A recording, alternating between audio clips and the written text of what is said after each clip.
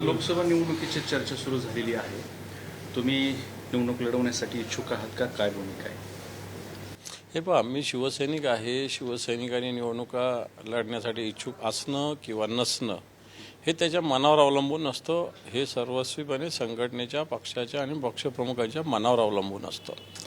आणि मी संघटनेचा एक शिवसैनिक आहे. त्यामुळे जे पक्षप्रमुख, पक्ष, संघटना जे ठरवल त्याचा आदेश शिरसावध्ये मानणं ही माझी जबाबदारी. आणि त्यामुळे निवडणुका कोणत्या लढायच्या का न लढायचा हा निर्णय काही शिवसैनिक घेत नसतात, तर शिवसेनेचा पक्ष, शिवसेनेची संघटना, शिवसेनेचे नेते आणि शिवसेना पक्षप्रमुख हे घेत असतात. त्यांच्या आदेशाचं मी बांधील आहे. म्हणजे समजा उद्या उद्धव ठाकरेंनी तुम्हाला लोकसभा निवडणूक लढवण्याचे आदेश दिले तर तुम्ही रिंगणात उतरणार आहे? कोरड्या विहिरीत उडी मारायला सांगितले उद्धवजी ठाकरे साहेबांनी तरी मी मारेल.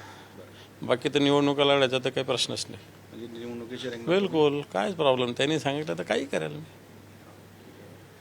दुसरा मुद्दा विचारला असता ते म्हणाले की ते दोघं एकमेक म्हणजे चंद्रकांत खैरे आणि अंबादास दानवे हे एकमेकांचे चांगले मित्र आहेत.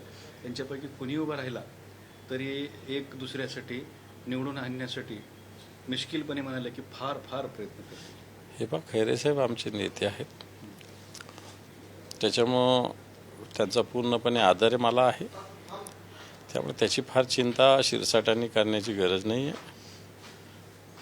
निश्चित उद्या कोणालाही उमेदवारी मिळाली तरी आम्ही आमच्या पद्धतीनं प्रयत्न तर करणार नव्हे तर निवडून आणणार. मग ती कोणालाही उमेदवारी मिळो याच्याविषयी मनात शंका तर कोणी बाळगायची गरजच नाही. मग चंद्रकांत खैरेंना मात्र तुमच्याबद्दल शंका आहे की तुम्ही त्यांचं प्रामाणिक काम कराल का? मला असं वाटतं, मला तरी कोणाविषयी शंका असायचं काही कारण नाही. कारण खैरे साहेब आमचे नेते आहेत. शेवटी पक्षप्रमुखाचा आदेशाचा बांधलेला असतो, बाकीच्याचा आदेशास थोडी बांधलेला असतो. मी संघटनेच्या आदेशाचा बांधील आहे, पक्षाच्या आदेशाचा बांधील आहे, उद्धवजी ठाकरे साहेबांच्या आदेशाचा बांधील आहे. आणि वाटतं ते बंधन कदापि माझ्याकडून तुटणं शक्य नाही. बरं, पण खैरे साहेब म्हणतात की निवडून येण्यासाठी नशीब लागतं. नशीब